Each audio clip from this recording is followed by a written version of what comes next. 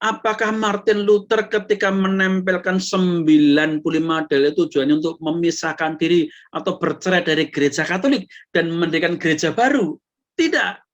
Dia akan mengundang para akademisi untuk datang dan mendiskusikan atau memperdebatkan ajaran itu dengan cara ditempelkan atau dipakukan di pintu gerbang universitas itu. Karena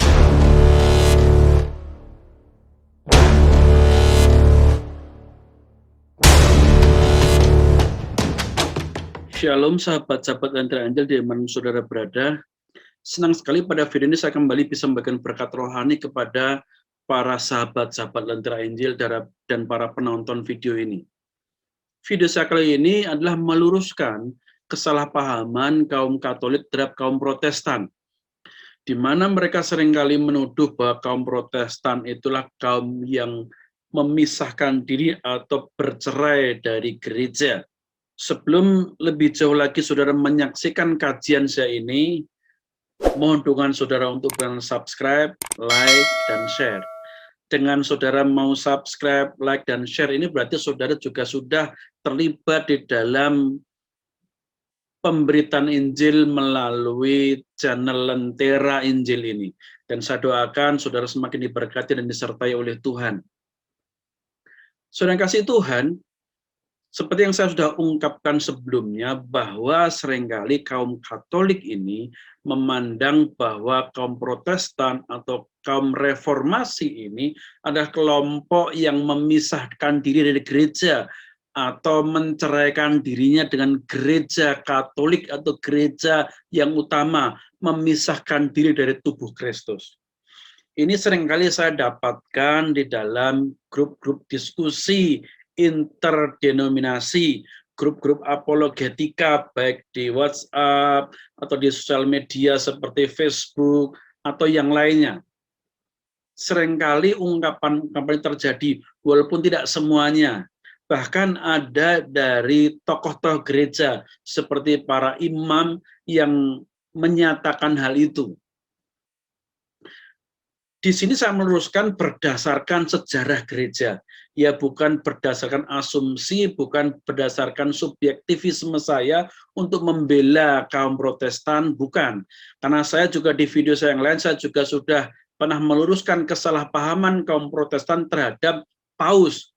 Ada sekelompok orang yang memandang bahwa Paus itu adalah antikris. Dan saya meluruskan kesalahpahaman ini, dan saya menyatakan bahwa Paus itu bukan antikris. Ya, gereja Katolik saudara seiman kita. Di sini saya kembali meluruskan juga ada sekelompok orang Katolik yang memandang bahwa Protestan itu bukan saudara seiman, bukan bagian tubuh Kristus karena sudah memisahkan diri atau mencerai-beraikan diri dari gereja. Bahkan seringkali mencap orang Protestan itu sebagai kaum yang mencerai-beraikan, maka akan dicerai-beraikan oleh Tuhan. Maka Protestan itu kemudian banyak denominasinya, terpecah-pecah. Itu gara-gara memisahkan diri. Baik saudara, mari kita bahas secara sejarah. Titik pangkal reformasi sehingga gereja Protestan, kelompok arus utama Protestan, dengan kelompok gereja Katolik itu terpisah atau tercerai. Dari mana titik pangkalnya? Titik pangkalnya adalah tanggal 31 Oktober 1517. Ketika Martin Luther memakukan 95 dalilnya di pintu gerbang Wittenberg. Itulah titik tolaknya. Itulah yang diperingati sebagai hari reformasi. Tetapi apakah hari itu adalah hari di mana Martin Luther mengumumkan dirinya untuk berpisah atau bercerai dari gereja Katolik? Tidak. Tanggal 31 Oktober 1517 itu sesungguhnya respon Martin Luther atas perilaku penjualan surat pengampunan dosa. Demi membangun katedral Santo Petrus di Roma, Paus menerbitkan surat pengampunan dosa, di mana orang yang membeli surat itu di mana uangnya akan dipakai, disumbangkan untuk membangun katedral, maka secara otomatis dosanya akan diampuni. Bahkan Kardinal Tetzel ya sebagai penanggung jawab untuk penjualan surat pengampunan dosa di Jerman, dia mengatakan begitu uang itu berdenting di dalam tempat persembahan, maka akan ada satu jiwa yang melompat keluar dari api pencucian dan kemudian masuk ke surga. Jadi bahkan bisa membeli surat pengampunan dosa untuk nenek moyangnya dengan membayar beberapa uang, maka begitu uang itu berdenting di dalam kotak yang disiapkan, maka satu jiwa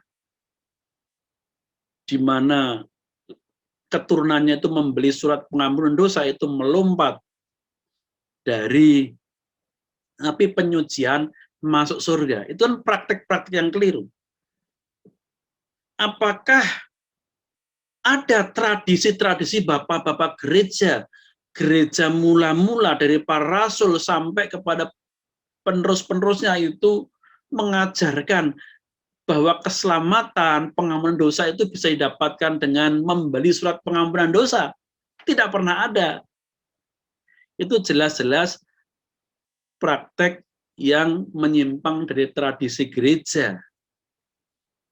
Paus membuat tradisi baru, di mana tanpa pertobatan orang bisa diselamatkan. Itu paling tidak praktek penjualan surat pengampunan dosa di Jerman. Martin Luther menentang hal itu karena ada orang-orang yang dia tegur, kok kamu tidak membuat pengakuan dosa? Kok kamu yang biasa rajin datang ke ruang pengakuan dosa nggak pernah lagi? Dia dengan enaknya menjawab, saya sudah membeli surat pengampunan dosa Romo, sehingga saya tidak perlu lagi untuk bertobat mengaku dosa di ruang pengakuan dosa. Ini membuat Martin Luther merasa bahwa ini ada sesuatu yang melenceng. Dan itu ternyata menyebar luas di seluruh Jerman. Maka kemudian tanggal 31 Oktober itu dia memakukan 95 dalilnya yang menentang penjualan surat pengampunan dosa itu. 4 hari kemudian para murid-muridnya, karena Martin Luther seorang dosen, murid-muridnya itu kemudian menyalin 95 dalil dan juga menyebarluaskannya. Sehingga tersebar luas di seluruh Jerman. Akibatnya penjualan surat pengampunan dosa ini kemudian merosot drastis.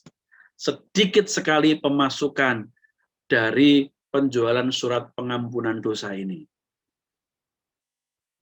Ini menimbulkan kemarahan.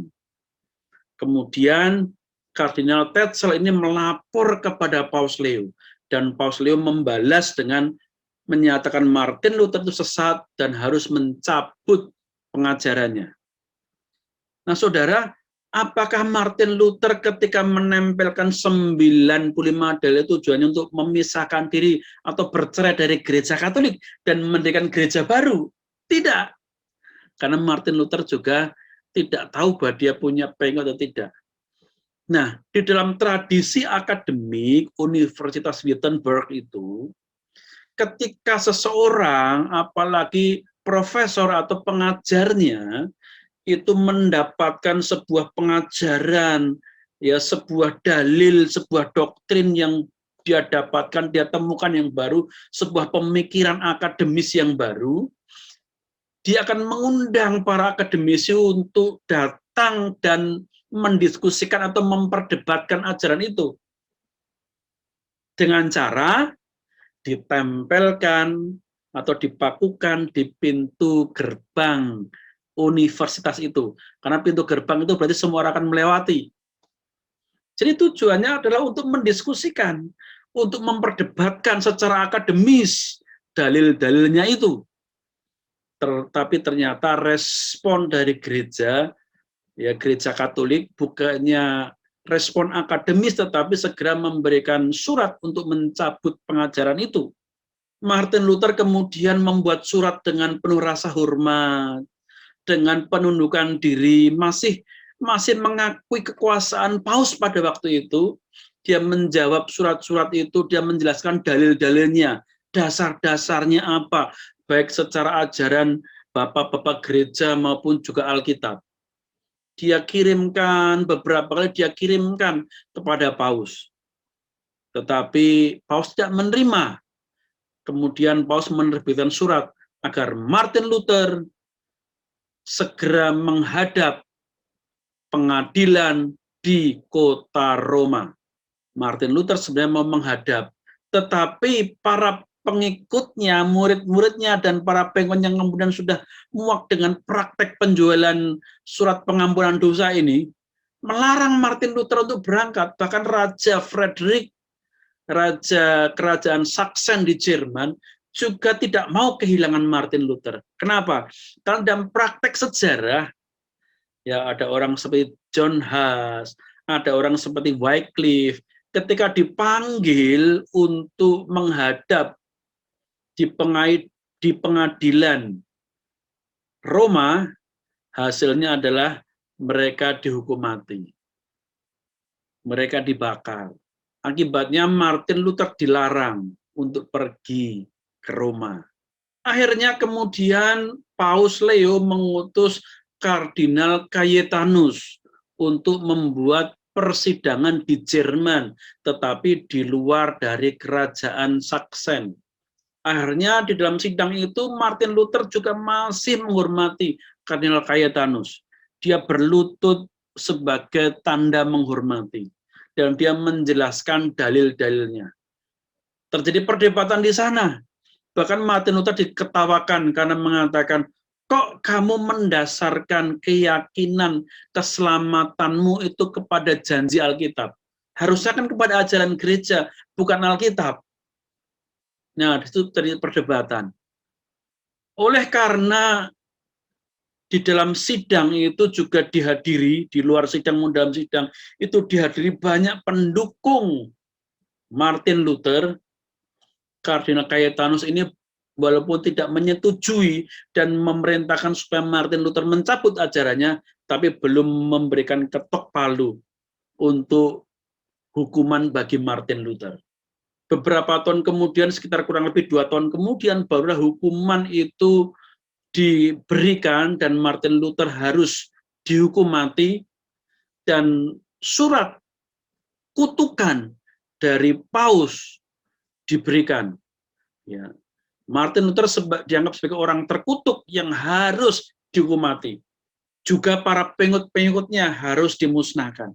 Nah, dalam kondisi ini, pilihannya apalagi bagi Martin Luther selain dari mengorganisasi para pengikutnya sendiri, karena gereja tidak mau menerima pemikirannya, bahkan harus menghukum mati dia dan para pengikutnya.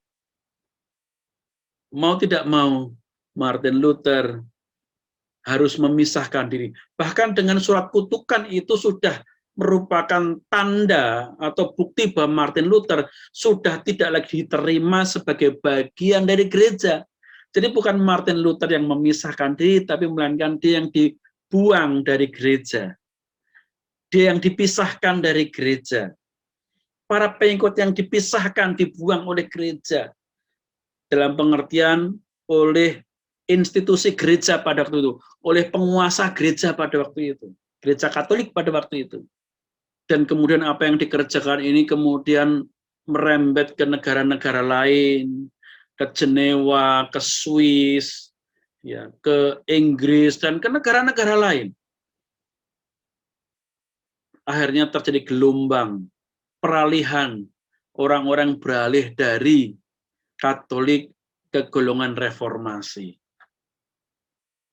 Nah, dari peristiwa sejarah ini, kita bisa simpulkan bahwa bukan Martin Luther, bukan para reformator yang mau memisahkan diri dari gereja, melainkan pemikiran mereka tidak diterima dan mereka mau dihukum mati oleh gereja, maka mereka harus melarikan diri, bersembunyi dan mengorganisasi para pengikut-pengikutnya, sehingga terpisahlah gereja. Kalau dikatakan apa sebabnya terjadi perpisahan antara gereja Katolik dan gereja Protestan? Kalau dikatakan Protestan sebagai orang yang protes, betul. Karena Martin Luther memang protes terhadap perilaku penjualan surat pengampunan dosa pada waktu itu. Dia protes. Tetapi respon dari gereja adalah hukum mati dia yang protes itu. Dari respon ini kemudian terpisahlah, terpecahlah antara gereja Katolik dan gereja Protestan. Jadi pandangan teman-teman Katolik ini yang menganggap bahwa kelompok Protestan ini memisahkan diri itu salah. Tetapi justru gereja Katoliklah yang tidak mau menerima mereka dan membuang mereka, sehingga mereka harus mengelola kelompok komunitas mereka. Gereja Katolik kemudian menyebut mereka sebagai kaum protes, kaum Protestan. Bahkan ketika dipandang sebagai kaum Protestan pun mereka mau dan mengaku, ya kami memang protes, dan diterima itu nama itu untuk mengidentifikasi diri mereka sebagai kaum yang protes pada waktu itu. Hanya protes tapi tidak mau memisahkan diri. Tidak diterima oleh institusi gereja Katolik, maka kemudian terpisahlah. Ya, terpisahnya adalah akibat respon dari institusi gereja Katolik sendiri yang membunuh mereka, yang menghukum mati mereka. Mereka dianggap sebagai bidat yang harus dihukum mati. Kiranya apa yang saya sampaikan ini boleh memberikan wawasan kita, bukan tujuannya untuk memecah belah lagi, justru saya mau meluruskan apa yang selama ini pandangan yang keliru dari teman-teman Katolik terhadap teman-teman Protestan.